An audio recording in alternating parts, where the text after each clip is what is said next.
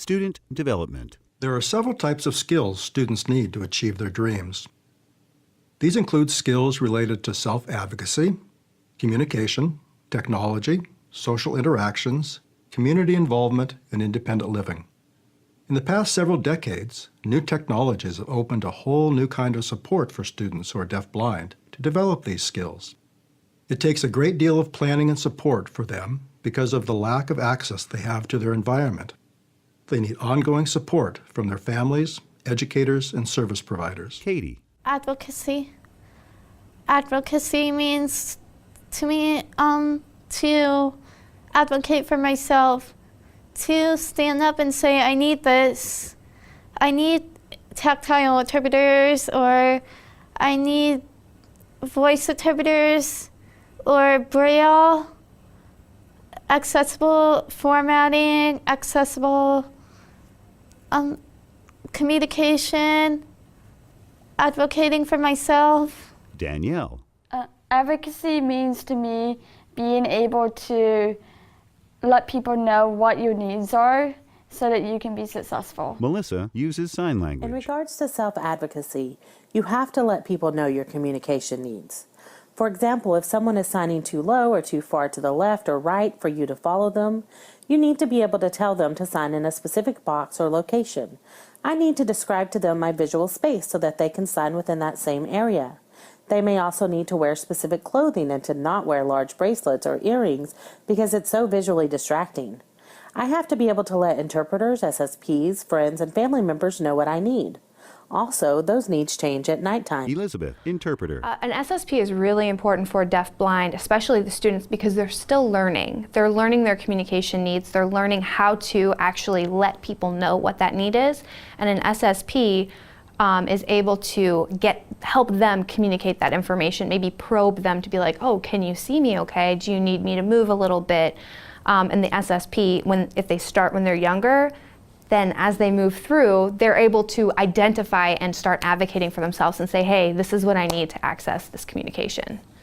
I've learned a lot about the variety of technology, the variety of communication options that are available, and how those can be combined. And I think that piece is really critical and really nice for the students who are here, because they get to have exposure to other students who are like them, but not necessarily exactly like them. So they get their world open to different ways of communicating, traveling.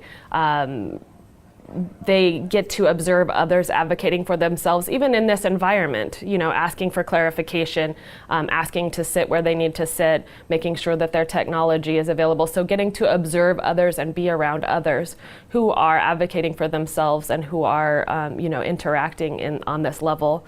Not to mention the speakers and the information that they're receiving about how important it is for them to continue that. Martha. She is very self-determined on her own. That has been one thing that we've really not had to worry about with her. But I guess it's more of the independent living skills that making her do more around the house, doing her own cooking and learning to take care of herself and washing clothes and doing things that we typically do for her a lot. Because when she goes off to college, there's not going to be anybody to do that for her except for herself. Jana. What do you think it'll look like after you leave when you go home? I hope that she'll gain a lot from this experience. Learn to self-advocate for herself more. I think that we've also in the past done that for her sometimes. And I mean, she's been good about it at times at school. They've told me that if she has had a substitute interpreter or somebody, she will go to them and say, I didn't really understand this interpreter. She'll talk to her deaf ed teacher and advocate for herself some at school, which we're glad and proud of her for that. But I do think, I know one of the things that they talked about in our last thing was as they transition, let them start making their own doctor's appointments or doing things. And I realized we do all of that for her. I also usually interpret for her when we go to doctor's appointments a lot of times and need to start letting her decide, she needs to get her own interpreter and how to go about doing that and teaching her some of those I think skills it's too. been pretty valuable. So it has been very valuable for me. I started realizing a lot of things that we really need to start working on. And I'm glad that we came when she was only 16, because now that gives us time to work on those skills, Yeah. And at first I was a little worried because I saw where they were ages 16 to 22, and I thought, gosh, she's going to be one of the youngest students here, and was a little worried about that. But now I'm really glad we came when she's younger, because earlier the better. it really is. Yeah. Emily Taylor Snell. What I take a look at is our whole population of young adults and students that are on the census. And that goes from the whole spectrum of those who have more significant challenges on top of their vision and hearing loss, to those that are going to be maybe college bound or more looking at that college and career path. We need to bridge that chasm for them. We need to help them to meet others so that they understand what are their needs. So as the young people who can self-advocate, they begin to advocate not only for themselves, but for our whole group of deafblind. Tracy, parent. I think that she's taught me that she has the determination and the willpower to stand up for herself.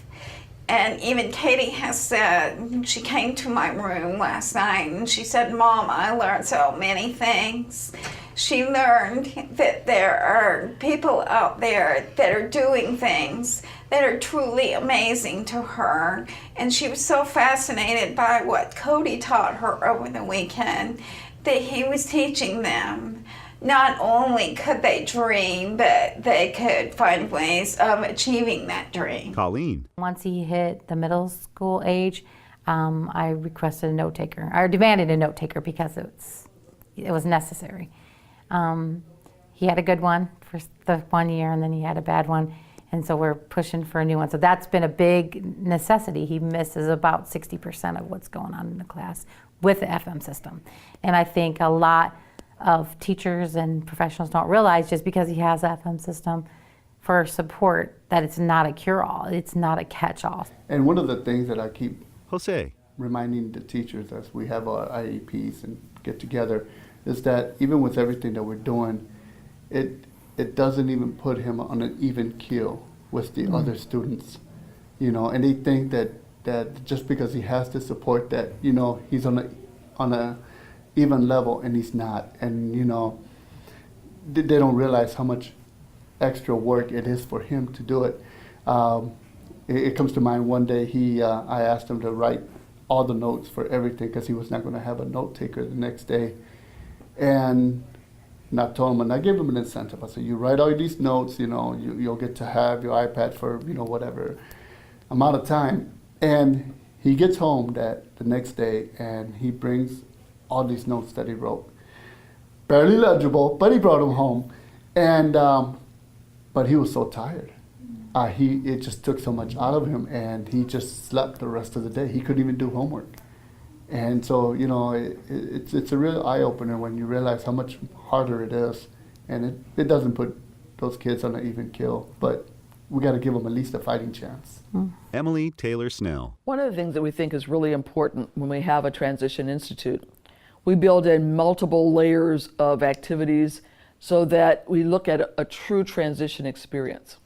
So you bring together young people from different places, and we want them to kind of celebrate from where they're from. So we make sure they tell us about what they're interested in, what are maybe gifts and talents that they have, so that they are becoming role models for each other. So that they can say, oh, I didn't know deafblind people could do that. I might want to try that too. So we build in what are their skills.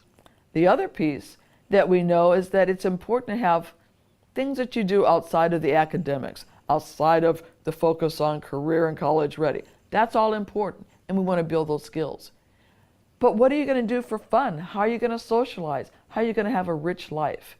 So we want to give them that opportunity. Vicki Maglocino, Transition Institute, Keynote, uses sign language. To become a leader as you grow and attend school and possibly college, it's important to be involved in many different activities like clubs, after-school activities, sports, or theater. These types of activities offer you a variety of skill sets. Once you become interested in a specific area, then you can become a leader within that group. For the future of deafblind organizations, youth or teenagers will need to assume the roles of leadership and take our place for the longevity of the organizations.